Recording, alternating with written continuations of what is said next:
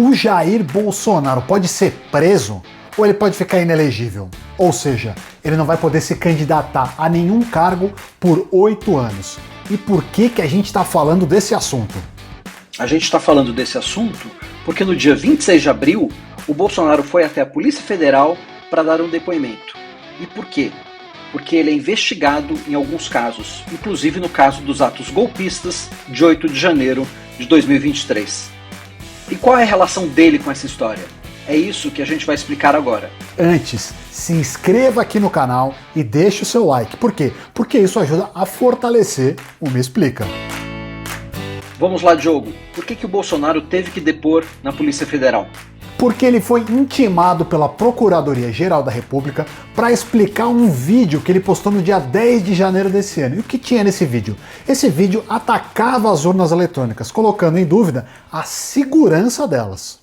E qual é a acusação da Procuradoria-Geral da República? Segundo o jornal A Folha de São Paulo, a PGR acusa o Bolsonaro de violar o artigo 286 do Código Penal.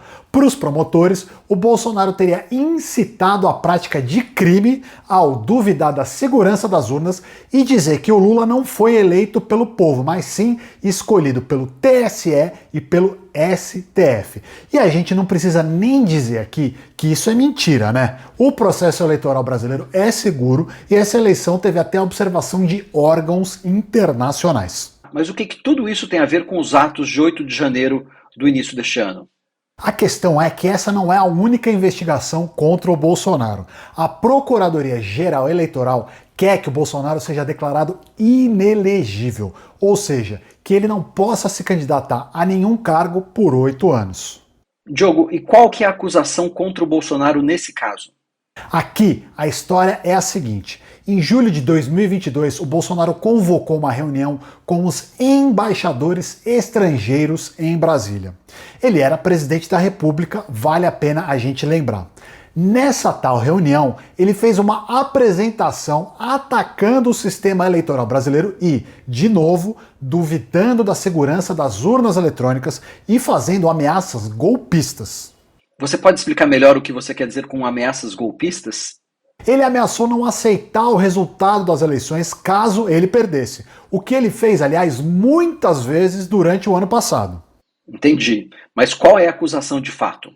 O Bolsonaro é acusado de abuso de poder por ter usado a estrutura toda da presidência da República e o cargo de presidente para atacar o nosso sistema eleitoral e a nossa democracia. E como é que está esse caso, Diogo? Ele já está correndo no TSE e pode ser julgado a qualquer momento, viu, Edu? Não dá para saber qual vai ser o resultado, mas tem muita gente apostando que o Bolsonaro vai ser condenado. E o que vai acontecer se ele for condenado? Aí ele perde o direito de se candidatar a qualquer cargo público por 8 anos. Isso significa o quê? Que ele não vai poder concorrer à presidência em 2026, por exemplo, ou a qualquer outro cargo, vereador, prefeito, deputado estadual, deputado federal, senador, vice, nada. Diogo, muita gente que apoia o Bolsonaro tem um argumento e uma pergunta. O Bolsonaro não tem o direito de criticar as urnas eletrônicas? Olha, essa é uma pergunta ótima, Edu. O direito de criticar todo mundo tem, isso é bem verdade. O problema é que o Bolsonaro acusou o sistema eleitoral de não ser seguro e de ser manipulado. E tudo com base em notícias falsas, não em fatos e investigações sérias, nada. E pior que isso, ele levantou todas essas dúvidas para criar um clima de golpe no país. Ele quis que as pessoas pensassem assim, ó. Ah, se o Bolsonaro não ganhar, quer dizer que a eleição foi manipulada. Então a gente não é obrigado a aceitar o novo presidente e pode até derrubar ele. Isso tudo é ilegal, pessoal. É atentar contra a democracia, é desrespeitar os resultados de eleições que foram limpas. E isso, meus amigos, não se faz, né?